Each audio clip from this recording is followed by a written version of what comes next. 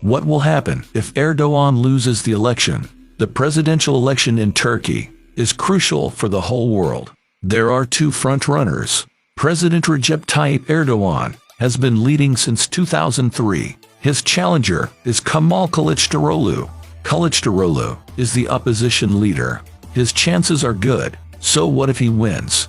1. The Turkish economy will improve. Inflation in Turkey has skyrocketed in recent years. Nearly 70% of Turks call it their biggest concern. Erdogan has repeatedly lowered the interest rate. He claims it will somehow lower inflation. He also points out that interest on loans is a sin in Islam, but the result has been unprecedented inflation. This hurts investments in the economy as a whole.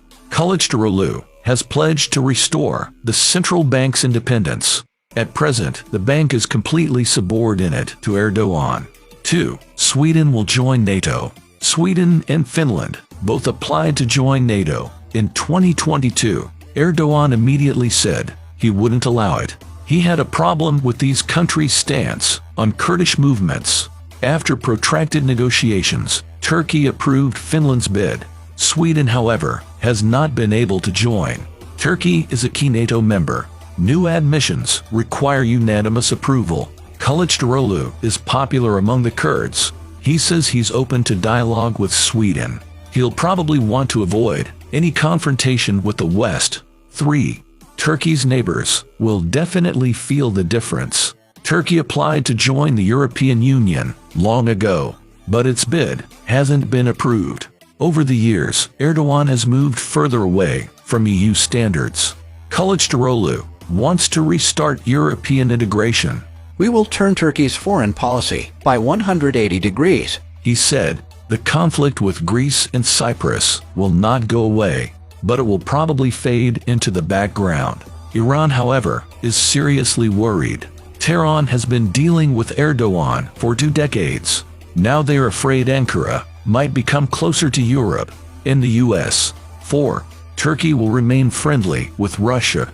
Erdogan has taken an ambiguous stance on the war in Ukraine. Turkey has provided aid to Ukraine and even exported combat drones there. Erdogan has negotiated the grain deal between Russia and Ukraine. On the other hand, he is friends with Putin. Russia invested billions in a new nuclear power plant last year. Erdogan personally welcomed Putin at the construction launch. Turkey needs Russian money, Russian gas, and Russian arms.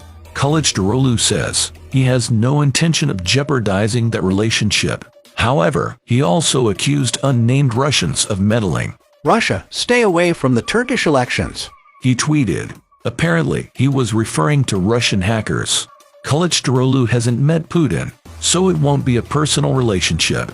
As for Ukraine, he hasn't really mentioned it. It's likely Turkey's foreign policy won't change much in this regard. 5. Erdogan will not recognize the result. The strongman president is confident in his victory. He has jailed many opposition leaders. He has routinely accused dissidents of supporting terrorism. Pro-Erdogan election tampering has already been observed. But if Kılıçdaroğlu is declared the winner, Erdogan won't step down. At the very least, he will sue the election authorities. He will definitely demand a recount or even a revote. He may organize demonstrations, bringing millions of people to the streets.